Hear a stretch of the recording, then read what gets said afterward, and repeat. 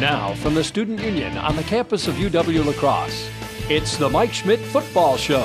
The Mike Schmidt Football Show is brought to you by Honda Motor Works, your electric, natural gas, and hybrid vehicle headquarters at 4th and Cass, La Crosse. By Schilling Supply, serving businesses with critical supplies since 1897. Schumacher Kish Funeral and Cremation Services in La Crosse, La Crescent, and Onalaska. And Associated Bank. Experience the better side of banking at Associated Bank. Now, here's your host of today's program, Terry Erickson. Well, welcome to UW-La Crosse. We're in the beautiful Entertainment Cafe in the Student Union for the weekly Mike Schmidt Football Show. We want to thank all of our guests that are out there watching the show and all of the coaches and students and adults. We also want to thank the Student Union here for providing this facility each and every week. The show is live on the stream and also played back each Tuesday at 6:30. And now, the star of the show. Yeah, here we go. Mike Schmidt. One more time.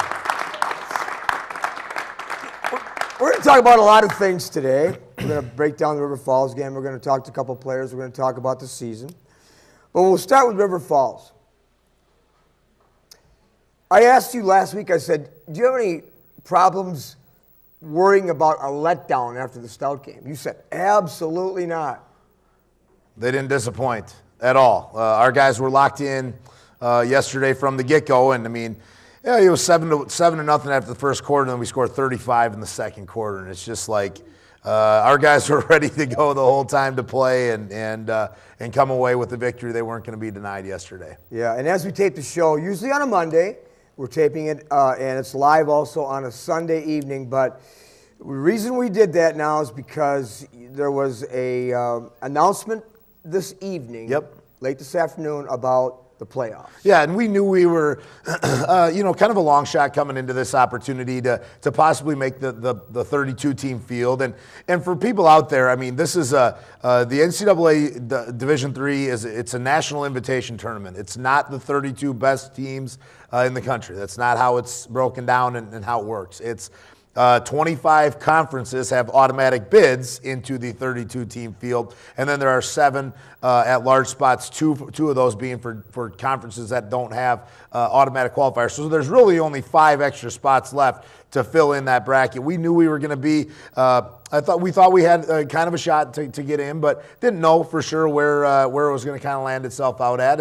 And we didn't get into the field. Disappointing for our players. Disappointing for our coaches and all of our fans and alums.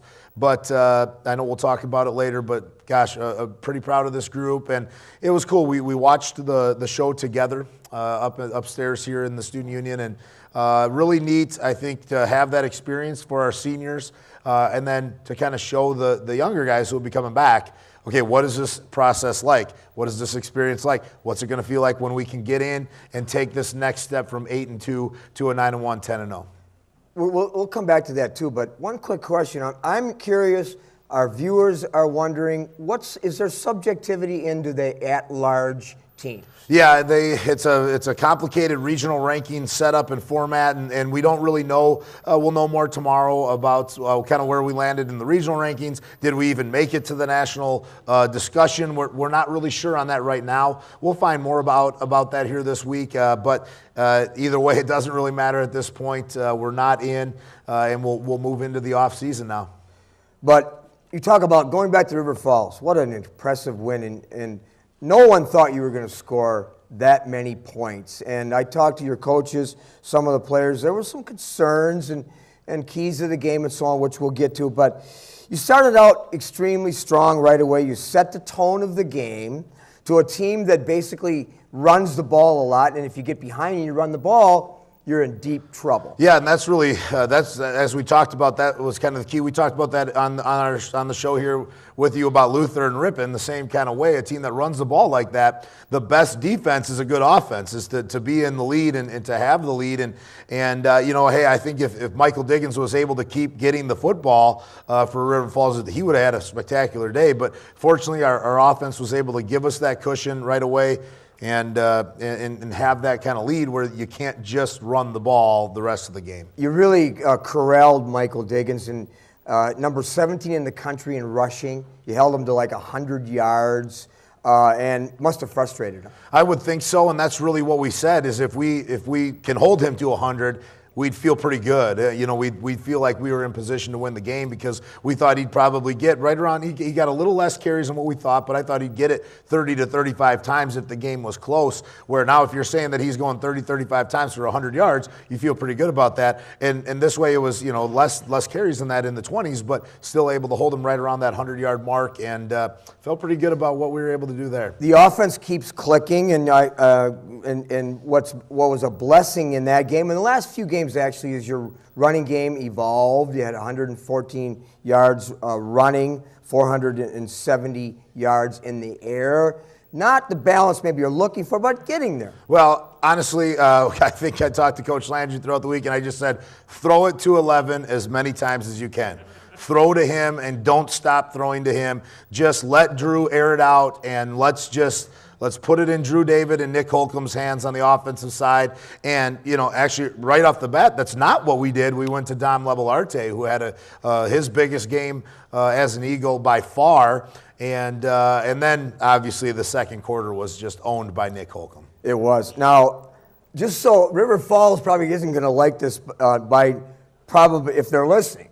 You have outscored in the last 2 years, you've outscored River Falls 93-21. Yep.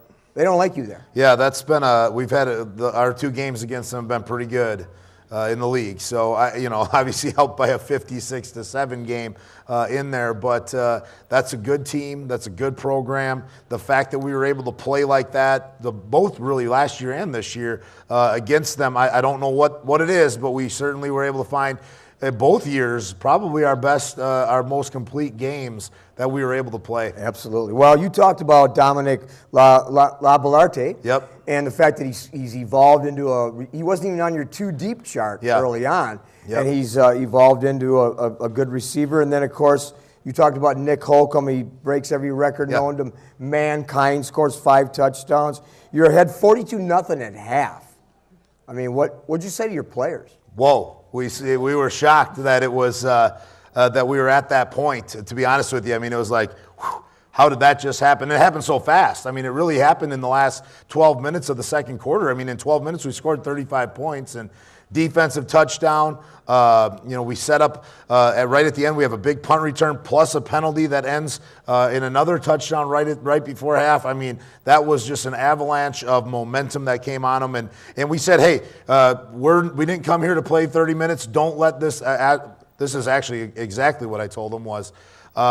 We didn't come here to finish this game and win 42-21 or 42-28 or whatever the score is going to end up. They said we came here to dominate this game, and now we have to finish it out here in the last 30. Did you ever dominate?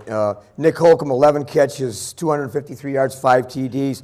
Your defense was up to the task like it has been every single game, Mike, too, with Garvey and Rish and Law leading and Winnan, of course, leading with tackles, and it was just an outstanding, as you said, overall performance. It really was. And, what was really great is that we knew Steve Law was going to have to be involved in tackling and playing the game. And we ended up matching him up with Trent Monson, their best receiver the whole game, and he followed him around and obviously gave up the reception on a little bit of a pick play, but then ripped it out of his hands for the fumble, and then was big on the tackles. So what a year by Steve Law. And he had a great game, and that was huge for what we were able to do, especially when we got the lead there, not being able to pass the ball, give up big plays. And so we stayed out of that. And then, the entire defense. What can I say about Coach Janis and what he did with the game plan and getting those guys ready to go? We were prepared, we were ready, and the guys just really came out and executed. Well, Coach Chris was a great defensive coach here, but your defensive coordinator, Matt Janis, is right there with him. I'll sure tell you is. that. He's a great coach. Well, we're going to step aside for a minute. When we come back, we're going to talk more with Coach Mike Schmidt about the game and the season right after this.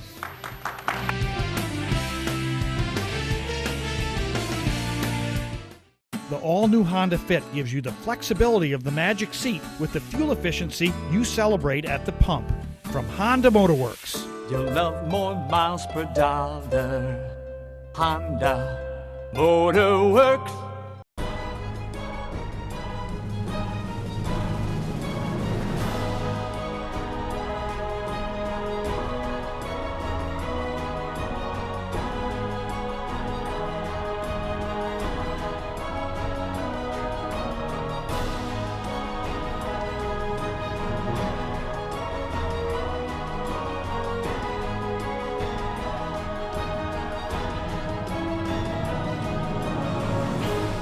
Since 1897, Schilling Supply Company has been your single source provider of business solutions and supplies. Their 65,000 square foot facility stocks over 3,000 items ranging from packaging, janitorial, industrial, food processing, safety, and specialty products. Schilling Supply provides the essentials you need to meet your customers' and employees' expectations. Businesses like Gunderson, Quick Trip, Dynamic Recycling, and Badger Corrugating rely on Schilling Supply to deliver the right products at the right time. Schilling Supply Company. Visit on the web or call. Stunning from any angle, the HRV is a crossover of style and versatility. You'll love more miles per dollar. Honda Motor Works.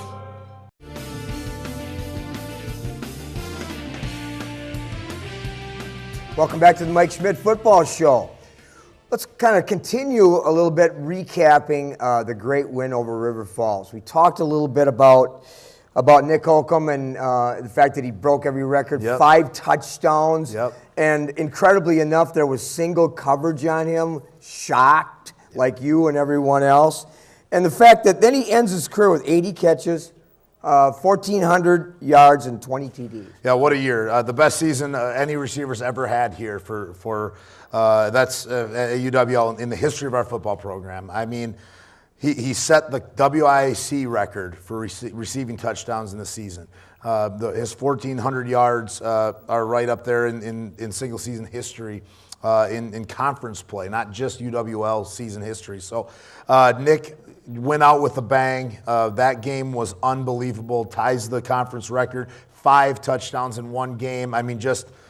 Awesome. Just to have him come out and do what he did yesterday. That's what he's done all year. That's what he's done the last 2 years for us. And boy, we're really impressed with Nick. I wish he had some more games, because after that thing the other day, doesn't it feel like, what if he had a couple more shots at it right now?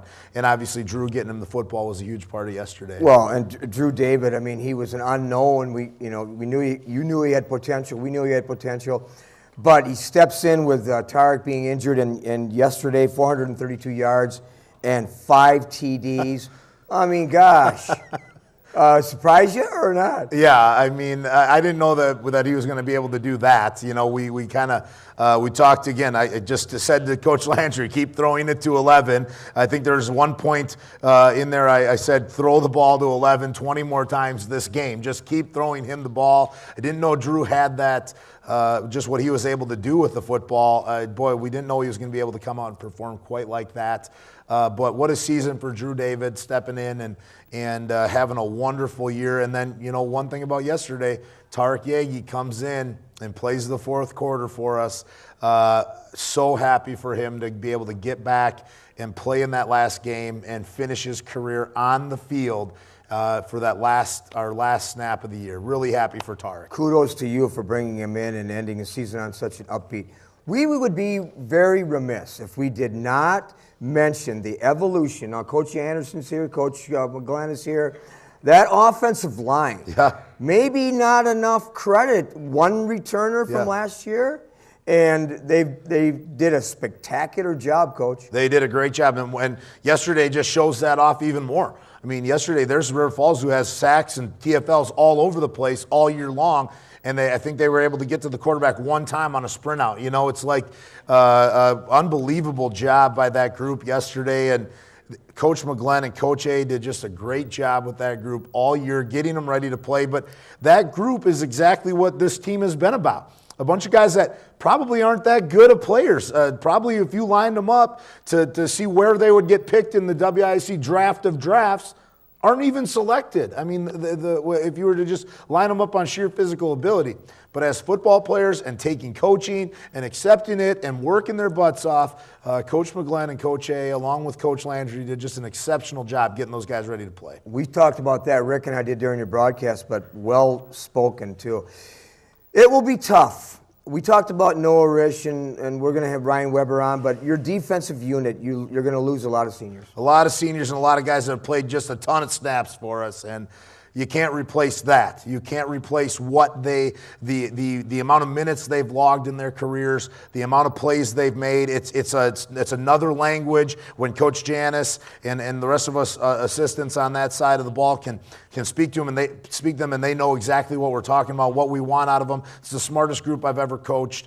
They're just the greatest group of guys that we could ask for. We're going to really miss those guys, and we're going to miss Noah and Mike Garvey, and then obviously in the back end, you can't talk about our year without talking about Luke Winnan and Ryan Weber and Steve Law and what they were able to do, and then up front, Jake Woodkey. Jake Woodkey was a linebacker, moved, and he started every game the last 2 years at nose tackle for us, and he's 5'9", 230 pounds. I mean, unbelievable what we've been able to get out of some of those guys. And then, we're going to lose out on Brandon McCandis, who's a guy hardly played in high school. He comes in and is probably going to be an all-conference player for us this year, and Reese Felton being able to come back. It's just what a great story on that side of the ball. Well, we talked a couple weeks ago about coaching players up. Yep. And if there's any way to perhaps identify your coaching staff with that incredible quality, it's just that. Yeah, it is that. And Coach Janis, just the way those guys relate to him and what he's able to get out of those guys has just been phenomenal to watch all year. And that's why we hired Matt Janis. And that's why that was the guy that no matter what it was going to take, we were going to get Matt Janis, and look at what happened on that side of the ball. I don't know if a lot of our viewers remember this, but looking back at your losses, Whitewater and Oshkosh, you said to me and you said publicly, hey, we are a better team than people think. We are still very, very good. Yeah, you were right. We were right, and I don't think anybody would want to play us right now the way we're playing. We lose by 7 points at Whitewater in a driving rainstorm on a short week that they made us play on a short week in that weather at that place. We lose by 7 points. We lose by 14 against Oshkosh in a game that we had an opportunity to win. And so when you look at what we were able to do and how close we really were, there's a lot of teams that are in the playoff field that wouldn't even be close to us in that kind of ability to say that our two losses are at Whitewater and to Oshkosh in really close games. We're a team that could beat anybody in the country. Oh, absolutely. And looking at around the WIAC, Oshkosh wins the title, beating Stout 31-0. Maybe not a surprise. Whitewater over Eau Claire, 36-3. Eau Claire winless? Winless in the league, 1-9 overall. And Platteville over Point, 36-13. No surprises there. No real surprises. The league's as good as it's been, top to bottom. There's not maybe what people would appear to be that very top strong teams, but top to bottom, it's as good as it's ever been. All right. When we come back, two key players, two captains. You won't want to miss this right after these messages.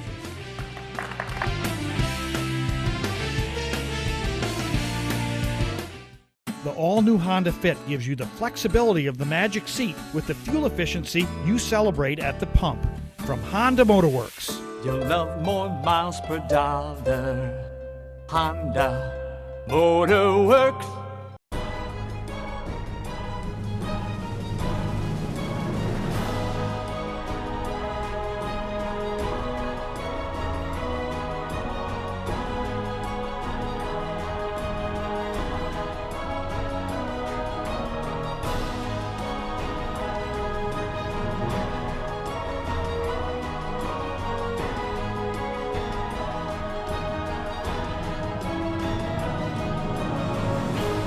Since 1897, Schilling Supply Company has been your single-source provider of business solutions and supplies. Their 65,000 square foot facility stocks over 3,000 items ranging from packaging, janitorial, industrial, food processing, safety, and specialty products. Schilling Supply provides the essentials you need to meet your customers' and employees' expectations. Businesses like Gunderson, Quick Trip, Dynamic Recycling, and Badger Corrugating rely on Schilling Supply to deliver the right products at the right time. Schilling Supply Company. Visit on the web or call.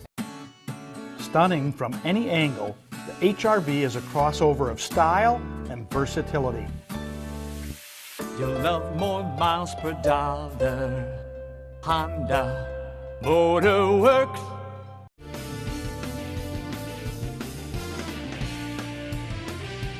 Welcome back to the Mike Schmidt Football Show. We're joined on the set with two captains, two seniors, two leaders, two athletes that will be never forgotten here on this campus, right, Coach? Yeah, without a doubt. They're never going to be forgotten as long as I'm the head football coach here, that's for sure. Or I'm broadcasting. I'm going That's to reference them. And, of course, we are talking about Ryan Weber from Holman.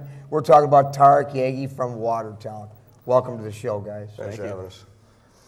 Well, again, this show is Sunday night, a little unusual, but just not too long ago, the team gathered, and you heard the news from the selection committee that UWL, despite having a breakout season, did not advance. Starting with you, Ryan, how did you process that?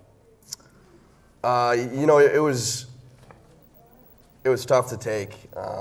Working this hard through the last 4 years, and then getting this close to achieving one of those goals we had, which was making the playoffs, and then coming up short. It was obviously devastating. The room was a little somber, but we can celebrate what we did this year and celebrate the fact that we got La Crosse back on track and gained some national recognition. So La Crosse football is back. We were all celebrating that. Certainly there's a moment of letdown, but when you look at the broad picture, when you look at the entire season, you look at the future, I'm disappointed but not devastated. When you were in the meeting too, Tarek, by the way, we're going to come back and talk about your season and the fact that you threw a touchdown pass against River Falls, but when you're in the meeting, what's going through your mind? I think the first thing I thought about is the guys that I'm going to have around me that were there at that moment. They're not going to be there, in these next couple of weeks. It's going to be different. And I just kind of thought about all the times that I was around them in the locker room and all the moments we had together and just how much that I cherish that, and I'm going to miss it. I'm happy that I came here and we were able to change this program around, and to have friends like Ryan here that I know I'll see for the rest of my life is awesome. It's going to be tough to find in your life that amazing culture that we had in that locker room. Amazing is right. What have these two guys meant to you, Coach, and to UWL football? Yeah, a pretty unique relationship that I think I have with these guys. They're like, it's more like a family-ish, and it's not. I think a lot of times people view maybe a head coach as within the family of the team as maybe a father or something like that, but I don't feel that with these guys at all, and with this group it's more like a brother or best friend with these guys, and these are going to be some of my best friends the rest of my life too. So this thing goes way beyond football and way beyond coach to player with these two especially. It's a family deal that I know that we'll be best friends the rest of our lives. Pretty powerful statement, and that's the beauty of athletics. Ryan, when you look at, of course, we've been friends for a long time, and you were on my show several times when you were an athlete at Holman. Some defining moments, if you can choose a couple of them during the season. And during your career. I guess one that kind of sticks out in my mind was we were playing Stout, and Luke. It doesn't even involve me. It involves Luke winning again, obviously. Getting a pick six on the 10-yard line or whatever yard line it was, and that kind of vaulted us into winning that game. I guess that was just the first play that stuck out in my mind. I can't really sit up here and think of any defining moments in my career. I don't know. I have a lot with Ryan with the fist pumps and these things and the mouth guard flying out all the time, and that when I think of Ryan Weber, it's that. It's the mouth never stops and the play never stops, and the joy that the kid plays football with is fun. It's a lot of fun. Huh? I can think of one too, and I'll help him with this one. I think it's maybe the guy next to you when he was hired. That was probably a defining moment. Well, yeah, that was when I can still remember the day that he walked in our locker room underneath the stadium, and the guys were just going wild. And that was cool. It was a really cool moment. It was awesome to have that moment that's seared in my memory, and that definitely marked the change that this program needed. Tarek Yaeggi ends his career by stepping out on the field thrown to your good friend, All-American receiver Nick Holcomb. Injury, I'm sure you went through a lot of soul-searching and probably challenged days when you were injured, standing on the sideline, knowing that you couldn't play. But then you end the season. Take us through that minute. Yeah, I mean, I'm just thankful. That's the first thing that comes to my mind. After that Whitewater game, Joel told me I broke my collarbone, and I was kind of like, well, what am I going to do with my life right now? Kind of like done for the rest of my career. But so the fact that this coaching staff, and if it wasn't for Joel Lukey, and if it wasn't for Dr. Erickson or Dr. Kyle, I wouldn't be in this position to play.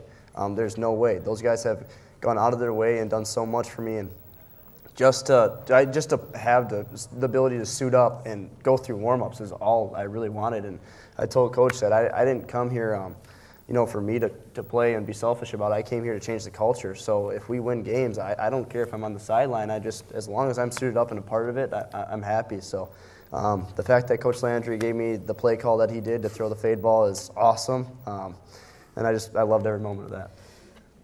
Well, there was an article in the paper just today talking about the statement that was made after your win, scoring so many points against River Falls. But I think the statement was kind of tilted toward the selection committee. I didn't see it that way. I saw the statement meaning you have awakened a giant, number one. Number two, it was a statement to recruits. It was a statement to the community. It was a statement to the conference that UWL is back. Did you look at it that way? Yeah, without a doubt, we did. We did say it to the committee, but this is a pretty good springboard into the future of what happens here and where this program goes. And when you take a look at the 35,000-foot view here of what's going on, there aren't many teams that can beat another WIAC team 56-7 on the road. And so to do that, pretty big statement about where we're at and about where we're going with this thing. But yesterday, honestly, you could not have written a better script than what happened yesterday. Tarek Yaeggi's last pass goes for a touchdown to Nick Holcomb in his last game. We get a lot of guys on the field because we're up 42-0 at half. We're able to let Ryan Weber run off the field and get an ovation from his fans and his crowd and his family. I mean, all of those moments I think about, you could not have written a better script to end what this group has done for UWL football and where this thing goes in the future. Without a doubt, just what you're saying, here we come, we're back, and now we're ready and in a position to take even the next step. I can speak for the entire community when I say your efforts are greatly appreciated. You will not be forgotten, number one. And number two, there is an incredible amount of excitement building for UWL football in the future. And you should know that, and it's appreciated too. Thanks, and we feel it, we know it. We're coming. Keep supporting us. Keep loving us. Keep watching. Keep coming back, because the best is yet to come. Well, I hope you've enjoyed this year, our inaugural year of the Mike Schmidt Football Show here on KQEG. We're going to be back next year starting in August, and hopefully we'll be able to talk to some players and coaches and have a great outlook on the 2018 season. Our sponsors, Schilling Supply, Schumacher Kish, Honda Motorworks, Associated Bank, as well as all of our friends here on campus. Our production crew, you guys have been great. We appreciate what you have done. Thank you, guys. Rick and Jesse and Dave and Ryan and Case, and thank you. So we'll be back next year in August. Until then, I'm your host, Terry Erickson, thanking you for supporting Eagle football and Mike Schmidt and his football staff. Thank you. You've been watching the Mike Schmidt Football Show on KQEG TV. The Mike Schmidt Football Show is brought to you by Honda Motorworks, your electric, natural gas, and hybrid vehicle headquarters at 4th and Cass, La Crosse. By Schilling Supply, serving businesses with critical supplies since 1897. Schumacher Kish Funeral and Cremation Services in La Crosse, La Crescent, and Onalaska. And Associated Bank. Experience the better side of banking at Associated Bank. Join us next week at this same time for the Mike Schmidt Football Show.